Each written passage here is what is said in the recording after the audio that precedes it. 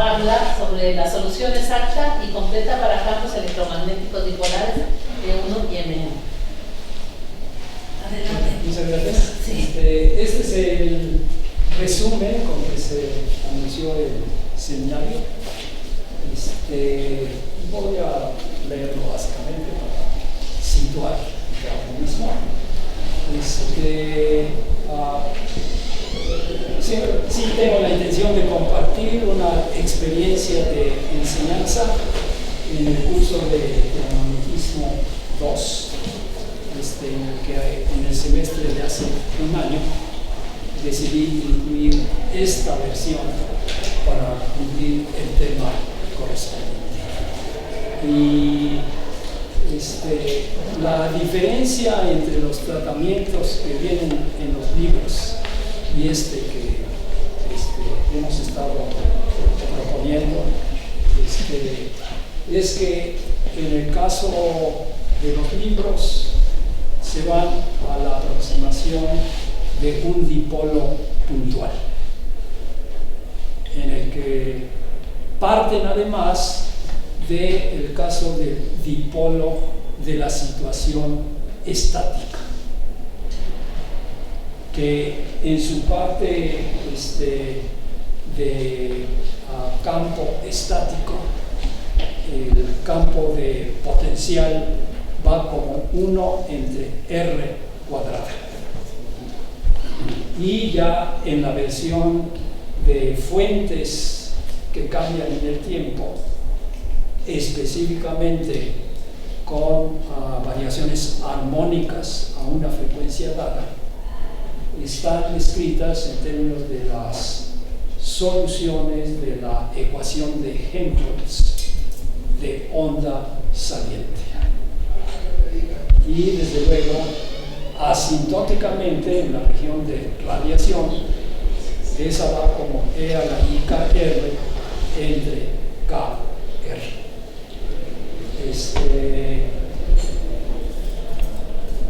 Ahora, la propuesta que nosotros hemos de hecho implementado en el caso electrostático y también en el caso electromagnético desde hace 30 años aproximadamente la primera, y luego por otras razones hace 10 años la segunda. En vez de considerar un campo que sabemos que es divergente al origen, nosotros proponemos que en vez de tener una fuente puntual, consideremos una fuente que esté distribuida sobre una superficie esférica. Desde luego, hay muchas situaciones de la física en que se trata de modelos que son divergentes, precisamente cuando se van al límite de la puntual.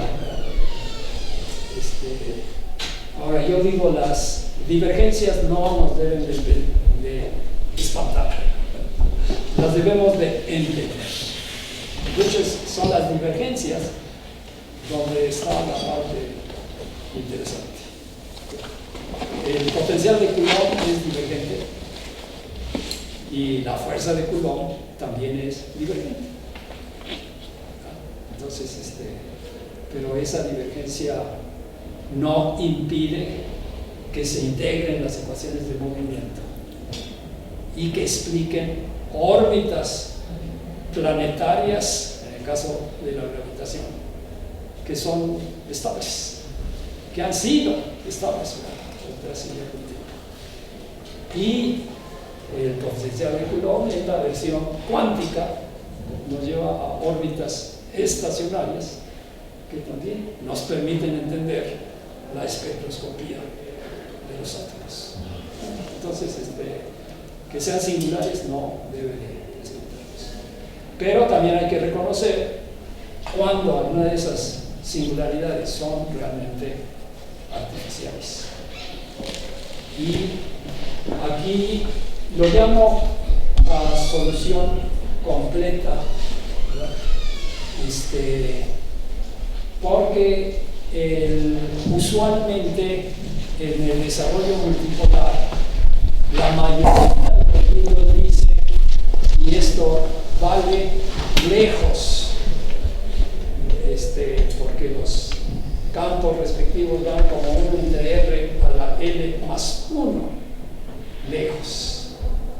Y entonces ahí los que tengan multipolaridades altas no van a pintar comparado con el de multipolaridad más baja. Pero la afirmación que hacemos nosotros es que el desarrollo multipolar vale por fuera y por dentro.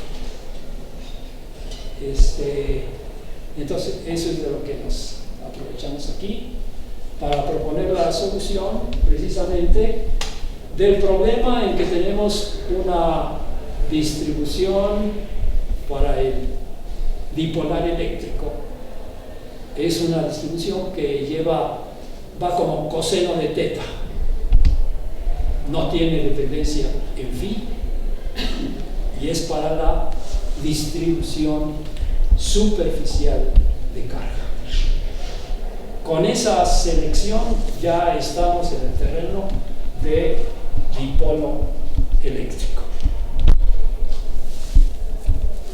Y voy a subrayar la diferencia entre el caso estático y el caso dinámico. Entonces, en el caso estático, la dependencia radial es precisamente R menor a la L entre R mayor a la L más 1. Recordando que R a la L y 1 entre R a la L más 1 son las soluciones de la parte radial de la ecuación de Laplace. Cuando nos vamos a la situación dependiente del tiempo, entonces en vez de la ecuación de Laplace tenemos la ecuación de Helmholtz, bajo la suposición de que tenemos soluciones armónicas en el tiempo.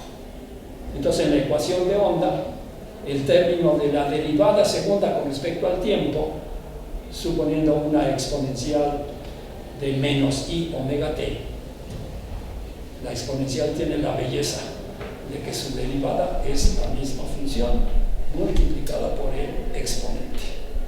Y entonces en la ecuación de onda el término de menos 1 sobre c cuadrada parcial segunda con respecto a t se convierte en más omega cuadrada sobre c cuadrada y la misma función. Entonces omega entre c reconocemos que es el número de onda y entonces ya estamos en la ecuación de Helmholtz. Las soluciones radiales pues son las funciones de Bessel esféricas, de las cuales hay la regular al origen, la J chiquita, pero tenemos también la que es divergente al origen, la ML, la Neumann, la Bessel que se llama clase de Neumann, y después tenemos la combinación a la Euler, E a la I phi, es coseno phi más I seno phi, ese es Euler.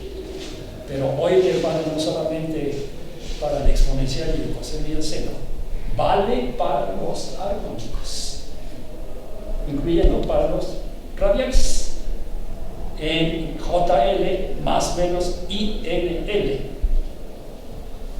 En vez de darnos ondas estacionarias, nos dan ondas viajantes para afuera y entrantes.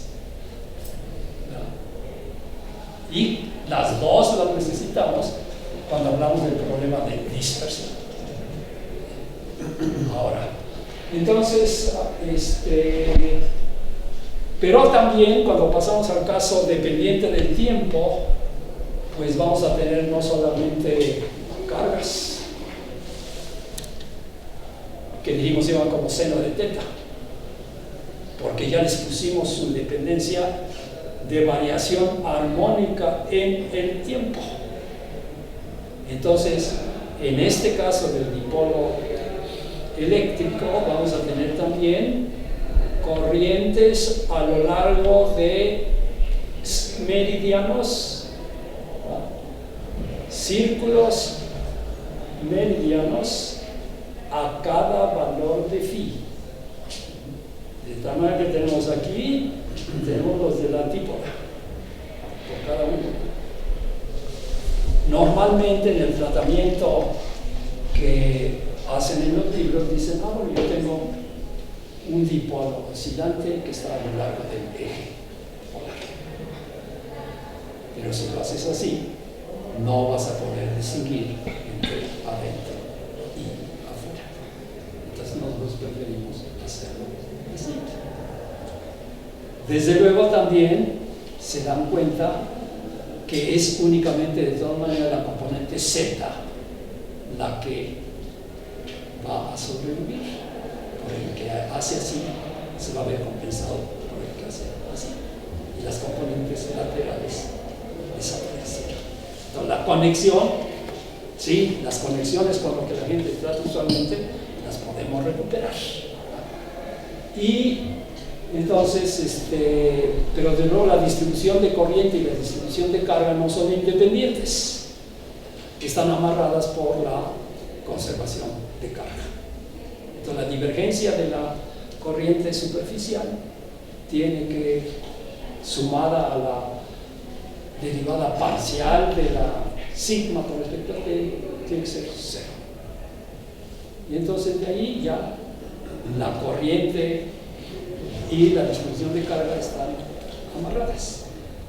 Entonces la distribución de corriente va a ser una K0 con su amplitud y ya no va a venir como coseno de teta, sino en términos de seno de teta, porque la E a la I omega t las va a desfasar, no solamente temporalmente, sino también angularmente. Bueno, entonces en el primer caso tenemos cargas y tenemos corrientes, pero esas fuentes ya están perfectamente definidas. Y una vez que las conocemos, las ecuaciones de Maxwell nos van a llevar a las soluciones completas, tanto por dentro como por fuera. Y después las vamos a tener que coser, son trabajos de sastre, con las condiciones de frontera apropiadas sobre la superficie. ¿Okay? Bueno, y ahí lo decimos. Para el otro caso es de hecho más sencillo, porque la aproximación a un dipolo magnético es una sola espira. Y el momento magnético es la corriente en la espira multiplicada por el vector de área. Y entonces, y luego dicen, bueno, pero agarramos esa fuente y vemos el campo y nos vamos a la situación puntual. Y otra vez va a ser divergente al origen. Pero esa divergencia es porque estás diciendo se fue al tamaño 0. Y además, no es armónica,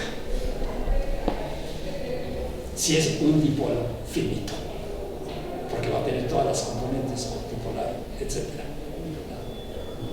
Entonces, si lo distribuimos sobre la esfera, aseguramos que van a ser armónicos en toda la región del espacio.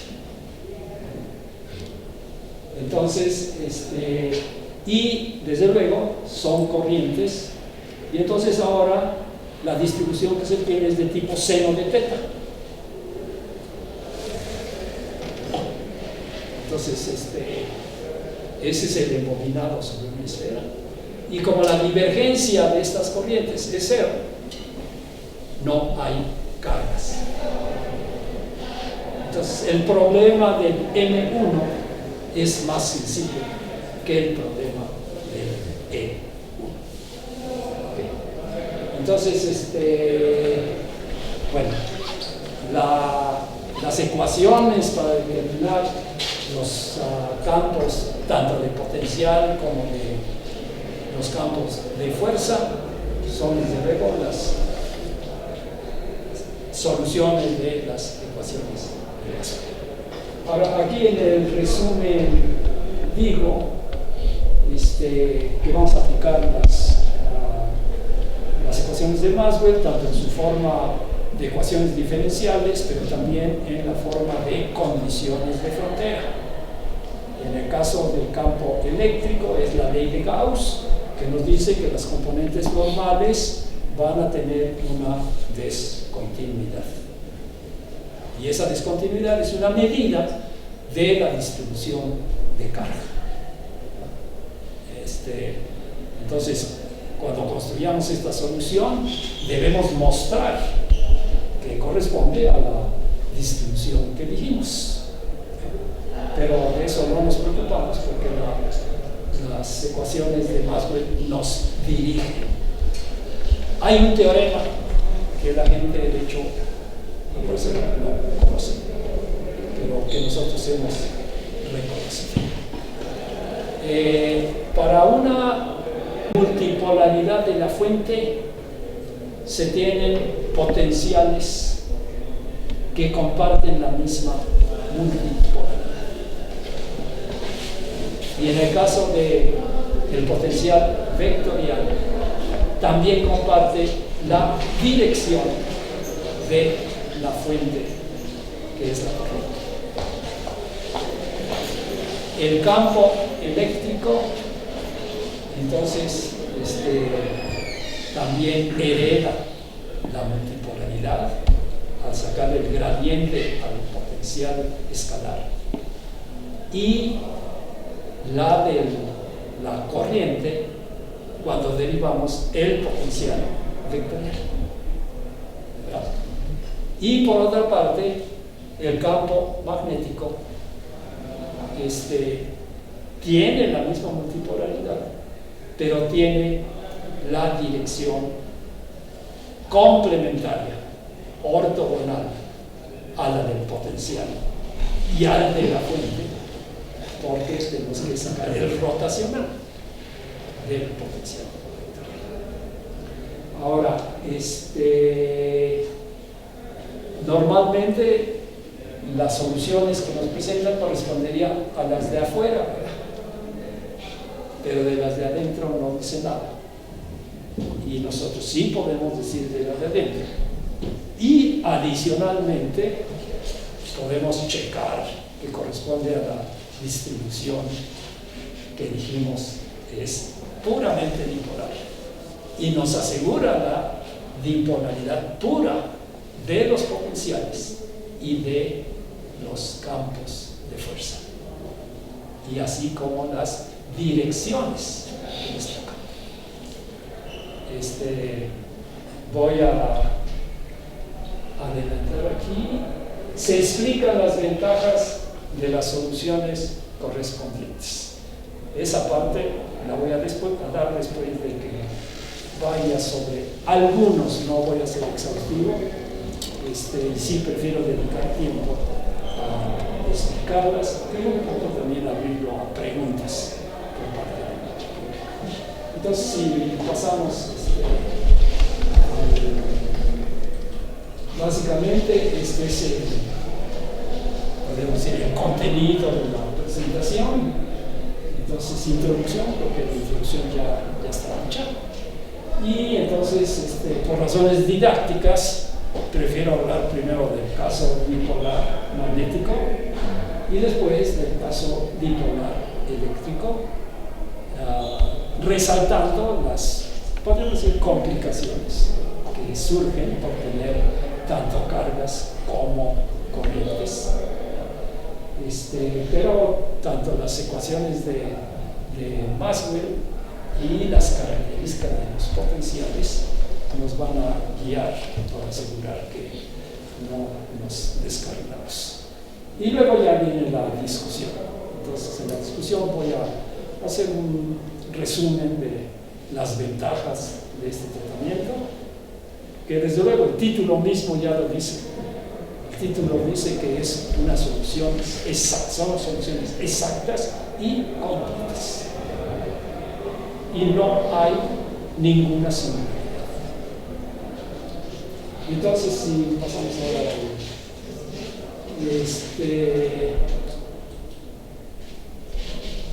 bueno, aquí están las ecuaciones en general, tanto en dependientes del tiempo como para la dependencia específica de tipo armónico, L a menos I omega t. Y entonces simplemente los términos de derivada con respecto al tiempo se convierten en menos I omega entre C veces la misma exponencial. Y es lo que estoy señalando ahí. La ecuación de, bueno, está la ley de Gauss eléctrica, la ley de Faraday, en la que reconocemos que los cambios en la densidad del flujo magnético con respecto al tiempo vienen a ser una fuente de circulación a mano izquierda. ¿Apuntador? Sí, pero esta es preferible ilustrarlo con la mano. Y por otra parte, no hay monopolos magnéticos. Y la cuarta es la ley de Ampère con mano derecha, ¿verdad? Y para la corriente es fuente de circulación de campo magnético, y el otro es el término de Maxwell, que asegura conservación de carga, como se queda expresada en una ecuación de continuidad, y que resulta de sacarle la divergencia a la última ecuación con un cero, porque es un triple producto escalar con dos factores comunes. Y después tenemos la divergencia de J, y luego la derivada con respecto al tiempo de la divergencia de E, pero la divergencia de E la tomamos de la ley de Gauss y nos da la parcial de ρ con respecto a T, y el factor común de 4pi entre C no nos interesa. Entonces, esta es la ecuación de continuidad de conservación de carga. Y las ecuaciones que no dependen de fuentes, la de arriba y la de hasta abajo, son las que dependen de las fuentes. Las otras dos nos dicen que si B es un campo con divergencia cero o solenoidal, pues entonces debemos de poder escribirlo como un rotacional, porque la divergencia rotacional es cero. Entonces, B es igual a rotacional de A, y E, en electrostática ya sabemos que se puede escribir como un negativo de un gradiente, y phi es entonces una energía potencial con unidad de carga automáticamente, y luego menos 1 entre C parcial de A con respecto a T. Este es el término que sale de considerar precisamente que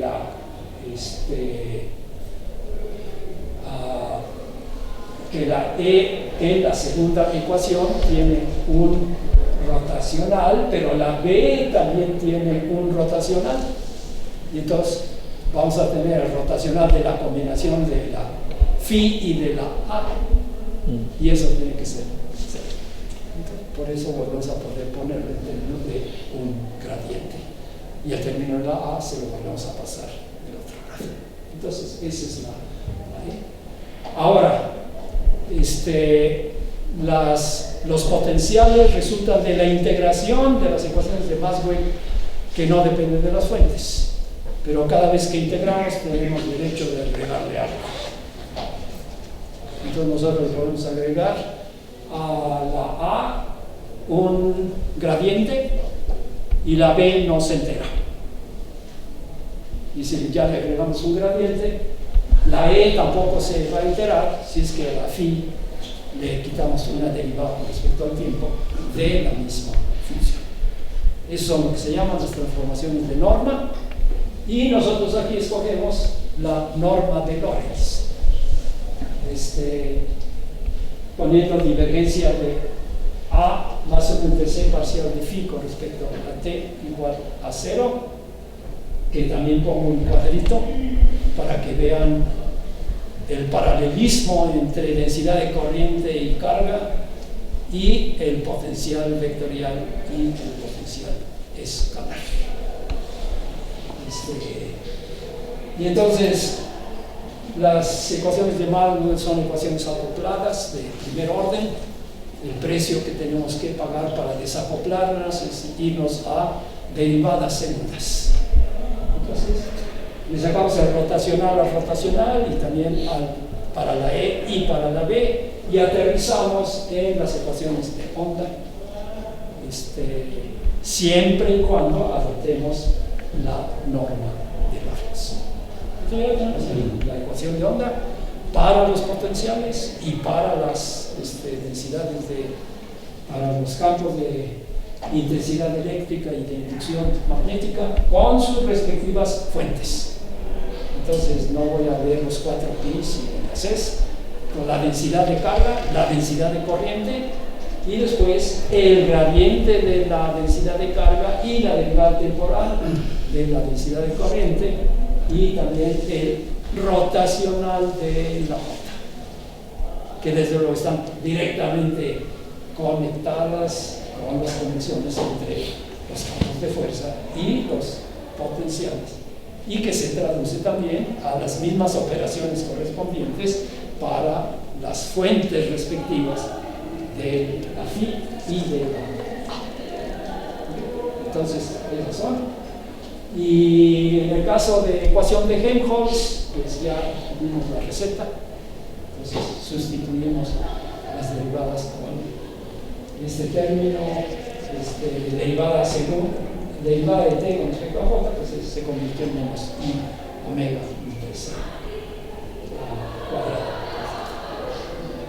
Entonces ahí donde ven esta conexión que ya señalé entre las multipolaridades, pero también en términos de las direccionalidades de fuente, potencial y campo eléctrico, y para la B y para la fuente de la B aparece el rotacional, que es obviamente perpendicular a las direcciones originales. Desde aquí se puede reconocer esa conexión. Si pasamos al siguiente. Bueno, entonces, aquí está precisamente, es soluciones de dipolos puntuales, es lo que viene en los libros. Aquí estamos poniendo nosotros, nuestra propuesta es soluciones para fuentes distribuidas armónicamente sobre superficie esférica R igual a A. Y vamos a tener soluciones regulares internas y de ondas salientes externas. Las de adentro tienen que venir con la JL, que es regular al origen, y las de afuera tienen que venir como HL de 1,1 de KR, porque esa asintóticamente es la que nos va a describir ondas esféricas salientes y va a describir la radiación emitida a estas fuentes. Y es lo que usualmente se viene tratando en los libros. Entonces, eso que viene en los libros ya automáticamente también está incluido. Y para potenciales que son continuos en R igual a A, hay que recordar que el potencial escalar es un potencial de energía, o energía potencial por unidad de carga, y el potencial vectorial es un potencial de cantidad de movimiento. Entonces, por eso, en cada lugar deben tener el mismo valor, inclusive sobre la superficie. Y por eso pedimos continuidad de los potenciales para R igual a A menor y R igual a A mayor. Entonces, en cambio, para los campos mismos, que salen de las derivadas de los potenciales respectivos, algunas son cero o son continuas, las dos del medio son continuas, porque ahí no tienen que ver con las fuentes. Entonces, las componentes tangenciales del campo eléctrico tienen que ser continuas, las componentes normales del campo de inducción magnética tienen que ser continuas. Y por otra parte, la ley de Gauss nos dice que las componentes normales del campo eléctrico tienen que ser discontinuas, y esa discontinuidad está midiendo la densidad de carga superficial. Y en el caso magnético, en vez de componentes normales, cuáles son las componentes tangenciales. Pero las componentes tangenciales las sacamos y las normales las sacamos, unas punteando y las otras cruzando con el vector radial. Entonces, ahí está. Y eso nos va a dar la densidad de corriente superficial como corriente por unidad de longitud, según el círculo paralelo o el círculo meridiano sobre el que nos encontremos. Y creo que en esta parte ya completamos. Entonces, estas son las ideas básicas del electromagnetismo, son las leyes de Maxwell. Estas son las leyes de Maxwell en su forma de condición de frontera. Y ahora pasamos a lo que estamos en proceso de escribir. Y la idea de presentarlo en este seminario es tener retroalimentación, tanto de alumnos como de maestros, porque este es un artículo didáctico. Entonces, si nos interesa incluir preguntas de gentes que están involucradas en el proceso aprendizaje-enseñanza y enseñanza-aprendizaje. Entonces, aquí ya estamos utilizando toda la terminología que consideramos apropiada y que exhibe los elementos de la solución con respecto a las que existen. Por eso estamos diciendo soluciones exactas y completas para campos electromagnéticos dipolares afuera y adentro de una superficie esférica. No queremos meter lo de E1 y M1, porque no decir eso ya es muy técnico, pero creo que esto tiene una idea. Y luego ya adentro sí decimos, pero lo que está bien dicho es más o menos lo que ya cubrimos. Y entonces, si le vamos bajando, por favor. Bueno, aquí está todo lo de la introducción. Allí está la descripción de cómo trabajamos. Y el último párrafo dice las ecuaciones de Maxwell en su forma de condiciones de frontera. Para los campos de fuerza se encuentra que se satisfacen. Bueno, lo que vamos a hacer es precisamente construir los potenciales primero, de tal manera que tengan la misma multipolaridad que las fuentes y que tengan la dirección que les corresponda. Entonces, y que desde luego están conectadas con lo de los dipolos que usualmente se tratan, pero aquí están ya adaptados a la geometría esférica. Y entonces dice, por razones didácticas, primero se analiza el dipolo magnético en la sección 2, debido a que no existen cargas eléctricas y por lo tanto el análisis es más simple.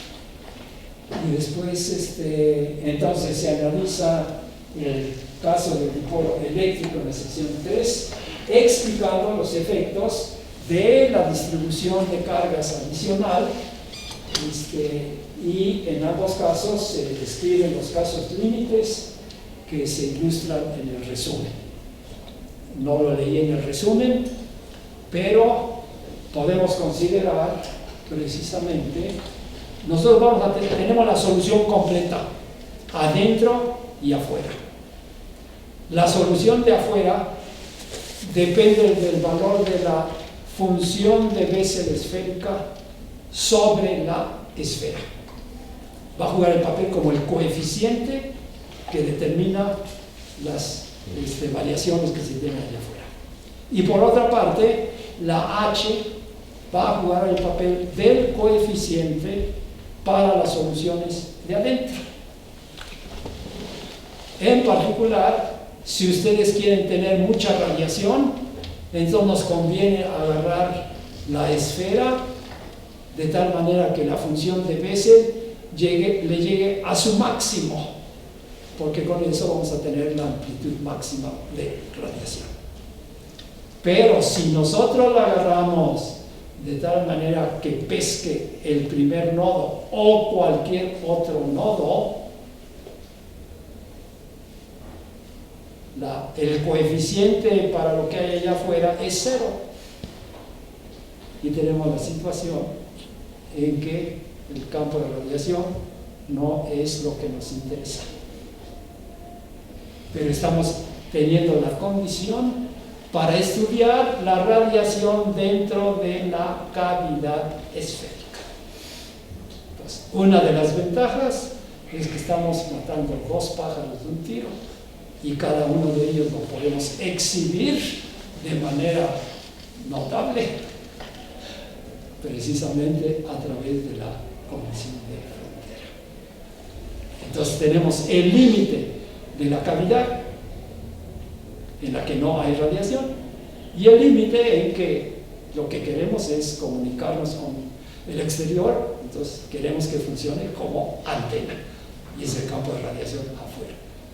Desde luego adentro seguimos teniendo campo de radiación, pero que se continúa de manera como imponen las leyes del electromagnetismo allá afuera. Entonces, esta es una imagen completa de lo que puede ocurrir.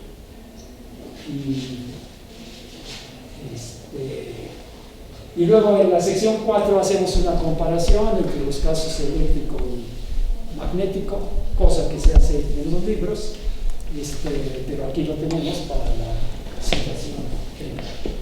Bueno, aquí nada más voy a describir brevemente. ¿Qué horas tienes? 1:45. Voy a ir sobre esto. Los que tengan interés en el detalle lo dejamos para la hora de las preguntas. Ahorita nada más quiero puntualizar. Entonces, en el caso del dipolo eléctrico, mi punto de comparación es una espira, ¿verdad? Nada más que una espira tiene muchos multipolos, con L igual a 1, 3, 5, 7, todos los nones. Pero en vez de agarrar todos los otros multipolos, yo prefiero distribuir, en vez de una sola espira, tener mi embobinado con una distribución de seno de teta, como dice ahí, a lo largo de círculos paralelos. Entonces, cada espira tiene su momento dipolar y la suma de todos ellos nos da lo que sería el dipolo correspondiente. Y bueno, entonces la parte importante a recalcar es el seno de teta y luego la E a la menos I omega teta. Seno de teta se identifica precisamente como uno de los, y además de la phi nos va a salir el menos I seno phi más J coseno phi. Entonces seno teta coseno phi, pues esos son armónicos esféricos. Son los polinomios asociados de Legendre, ¿no? Con m igual a 1 y coseno de m phi y seno de m phi con m igual a 1. Y hasta los compañeros de electrostática lo entienden. ¿Está bien? Bueno, de eso se trata, ¿no? Que se les pueda explicar y lo entiendan. Eso es lo que quiero decir, didáctico. Entonces, bueno, ahí lo ponemos en las componentes cartesianas para que no, y ahí le debo de pedir a Lisette que le quite la integral. Bueno, entonces, atención, ahora yo quiero construir el potencial. Y debo de distinguir entre el potencial adentro y el potencial afuera. Entonces eso aparece en el R menor que A y en el R mayor que A.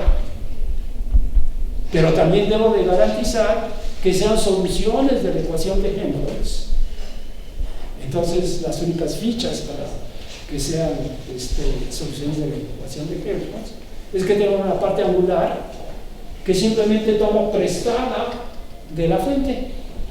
Entonces, precisamente ahí ustedes ven la phi, ven el seno de teta, ven el a la menos i omega t, tanto en la primera como en la segunda. Y después, las soluciones radiales pues las soluciones radiales o son Jotas o son H's. Bueno, pues ahí están la J y están la H. ¿Y cuál vamos a agarrar?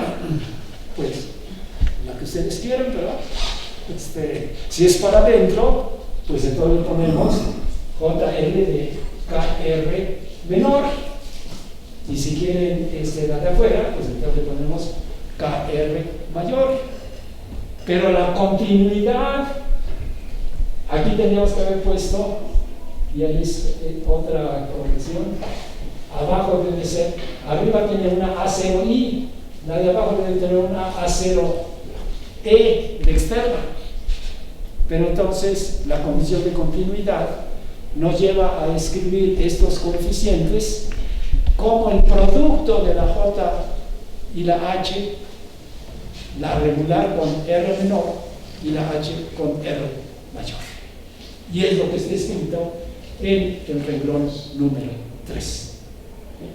Entonces, ahí estamos matando dos pájaros de un tiro: el pájaro de adentro y el pájaro de afuera. Entonces, este potencial es continuo. Y podemos asegurar también que su divergencia es cero. Y porque su divergencia es cero, entonces no hay distribución de carga. Y entonces ya tengo el potencial. Si ya tengo el potencial, ¿qué hago? Le saco la derivada con respecto al tiempo y ya tengo la E. Le saco el rotacional y ya tengo la B. Entonces, vamos a ver siguiente. Ahí está. La B, que es el rotacional, entonces va a tener componente en R y componente en θ, pero no puede tener componente en φ. Entonces las líneas de campo de la B van a estar en planos meridianos. El sistema tiene simetría de rotación alrededor del eje Z. Pero además, fíjense ustedes que una de las componentes tiene la derivada con respecto a θ. La A tenía una dependencia en seno de θ. Pero entonces el término en la R tiene que traer la derivada con respecto a θ. Entonces por eso pasó de seno de θ a coseno de θ. Y el segundo tiene las derivadas con respecto a R y la misma dependencia angular de seno de θ que traía la A. Esto es muy importante, como ahorita lo vamos a ver. Bueno, las componentes radiales son obviamente continuas porque tienen el factor común JL de KR menor, J1 de KR menor por H1 de KR mayor. Entonces en R igual a A es la misma cantidad. Entonces la descontinuidad de las componentes normales es cero, porque no hay monopolos magnéticos.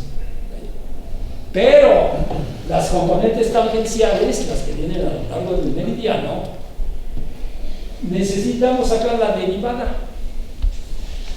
En la de arriba, la de R por J1, pero en la de abajo, la derivada de la H. ¿Okay? Entonces ahí vamos a tener una discontinuidad. Y esa discontinuidad está calculada aquí abajo. ¿Y qué dependencia angular va a tener? Pues la de seno de θ. Y R cruzado con la θ, ¿qué cosa nos da?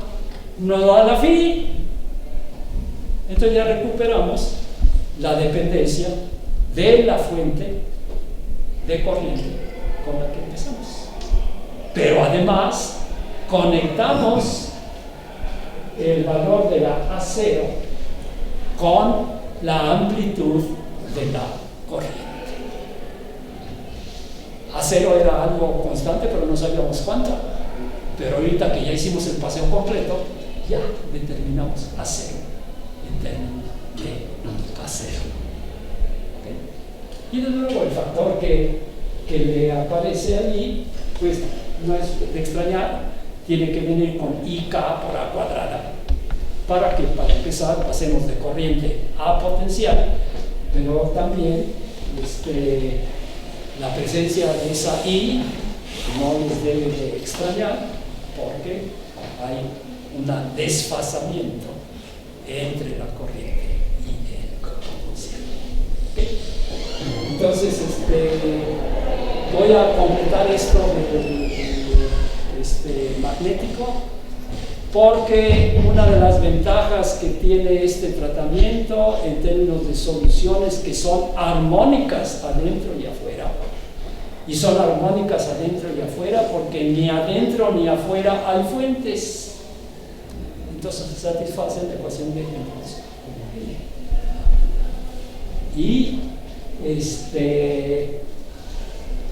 esto hace posible también calcular de manera analítica y cerrada las líneas de campo. Si pasamos a la siguiente. Bueno, el campo eléctrico está ahí. Nos vamos hacia arriba. Ahí empezamos de arriba para abajo.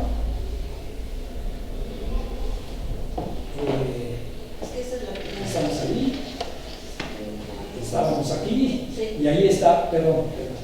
Ahí en el campo. Entonces, el campo eléctrico es simplemente la derivada del potencial. Entonces, I por D entre C tiene componentes tangenciales, y esas componentes tangenciales van a ser las mismas adentro y afuera.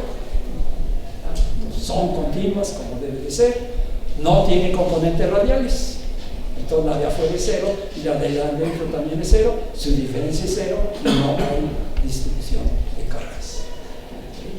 Pero ahora vamos a ver las líneas de campo. Para el caso de A y de phi no hay problema, tiene que ser en círculos paralelos, ¿verdad? Que va determinado por la phi, no hay de otro. Pero en este otro caso, lo que hacemos es poner la condición de tangencialidad de las líneas de campo escritas como BL igual a R vector unitario de R más teta R de teta con las componentes del campo de inducción magnética por dentro y por fuera. Entonces ahí se tiene y desaparece en términos de J1 KR coseno de teta y la derivada de R con J1 de KR, etc. Y la otra en términos de las H's.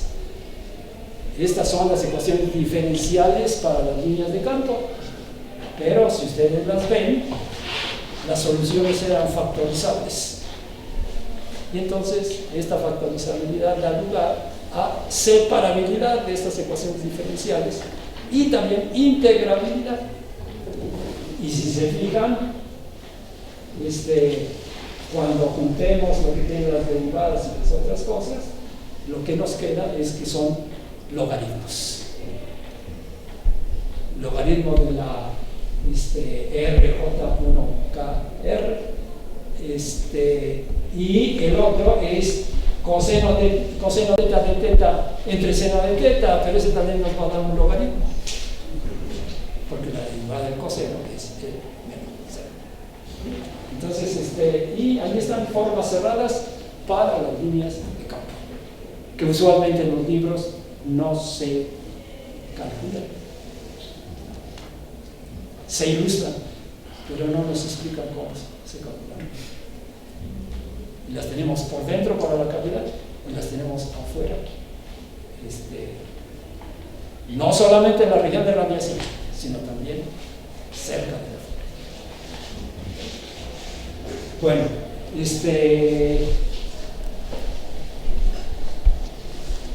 en el otro caso prefiero ya no cubrirlo, pero los que vamos a dejarlo allí, los que tengan interés, lo podemos discutir. Entonces, si hay preguntas, comentarios, dudas. Tengo una pregunta. Al principio hablaba de